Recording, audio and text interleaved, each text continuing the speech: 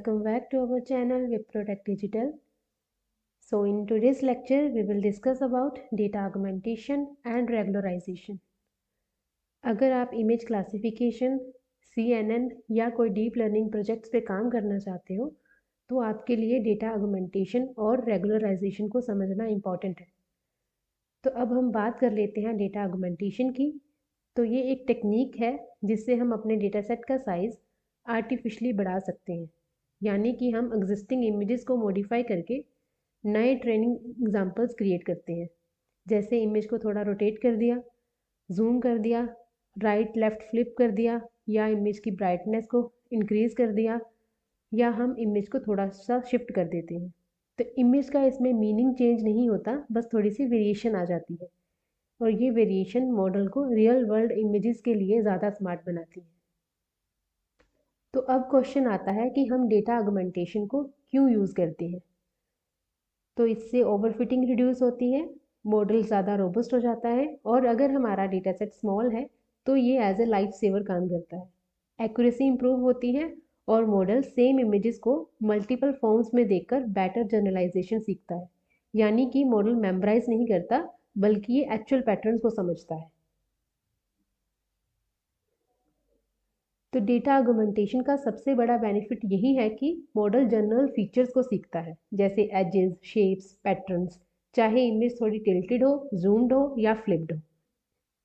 इससे model real world data को better handle करता है। तो बेटर जनरलाइजेशन होगी तो हमारे पास जो एक्यूरेसी है वो भी बेटर होगी। Then we have some common data augmentation techniques, जैसे कि रोटेशन, हम इमेज को थोड़ा रोटेट कर देते हैं। देन विड्थ हाइट शिफ्ट करना, मतलब इमेज को left right up down move कर देना। जूम करना, उसको पास या दूर ले जाना। और हॉरिजॉन्टल फ्लिप करना, मिरर इमेज बना सकते हैं। और हमारे पास टेक्निक्स आ जाती हैं, जैसे ब्राइटनेस को चेंज कर दिया, डार्क कर दी ब्राइटनेस या लाइट कर दी, रीस्केल कर दिया, जो पिक्सल वैल्यूज़ होती हैं उनको नॉर्मलाइज कर दिया। तो ये सारी ट्रांसफॉर्मेशंस इमेजेस के मीनिंग को चेंज नहीं करती, बस वैरायटी ऐड कर देती हैं। जैसे इन केस हमारा डेटा सेट बहुत छोटा है तो हम डेटा ऑगमेंटेशन टेक्निक्स को यूज़ करके अपने डेटा सेट का साइज इंक्रीज कर सकते हैं। देन हम कोड के थ्रू इसको समझते हैं।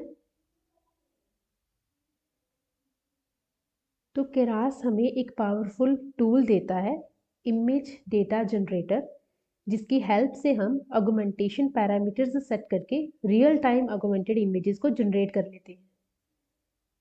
तो हमारे पास यहाँ पे डेटा नाम का फोल्डर है जिसमें कुछ इमेजेस हमारे पास ऑलरेडी पड़ी हैं, और हमने उन इमेजेस के ऊपर डेटा ऑगमेंटेशन टेक्निक्स को यूज़ किया है ताकि हम कुछ और ज़्यादा इमेजेस को क्रिएट कर सकें। तो यहाँ पे हमने कुछ पैरामीटर्स पास किए हैं, रीस्केलिंग के लिए, रोटेशन के लिए, विड्थ को शिफ्ट करने के लिए, हाइट को शिफ्ट करने के लिए, और हमने इमेज को जूम करना है उसके लिए पैरामीटर पास किया है, शेयर के लिए, देन हॉरिजॉन्टल फ्लिप के लिए और ब्राइटनेस के लिए। तो ये हमारे पास वो पैरामीटर्स हैं जो हमने ऊपर डिस्कस किए थे, दिस वन।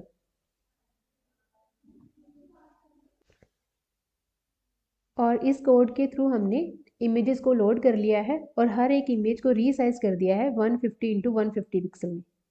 देन हमने मॉडल को बिल्ड कर दिया है। और अब हम बात कर लेते हैं इनके बेनिफिट्स की।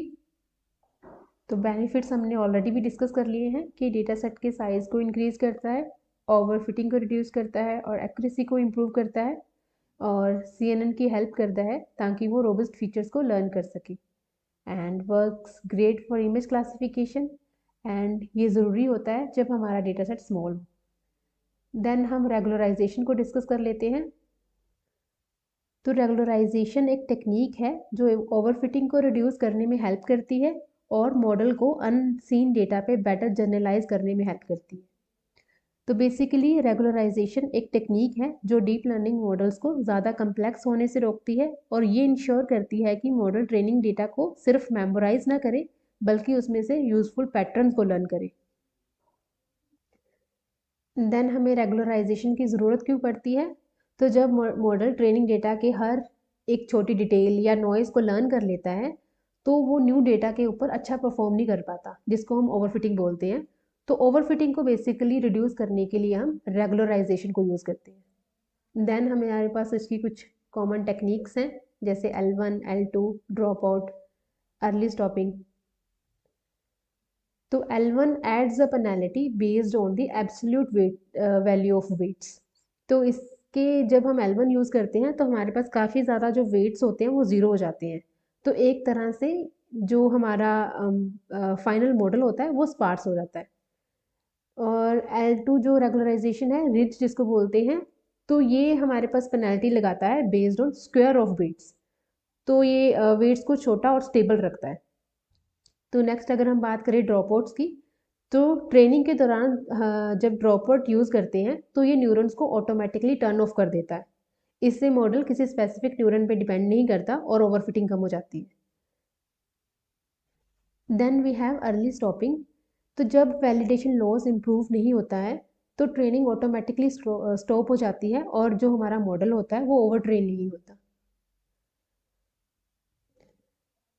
तो अगर हम इस लेक्चर को समराइज़ करें तो हम कह सकते हैं कि जो डेटा आर्गुमेंटेशन है वो डेटा सेट के साइज़ को इंक्रीज़ करने के लिए हम यूज़ करते हैं, और रेगुलराइजेशन को हम यूज़ करते हैं ताकि ओवरफिटिंग कम हो सके।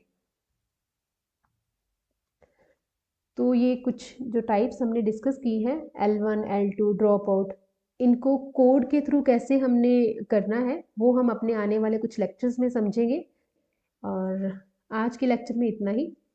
तो अगर आपको ये वीडियो हेल्पफुल लगी है तो इसको लाइक करें और हमारे चैनल विप्रोटेक डिजिटल को सब्सक्राइब करें। Thank you.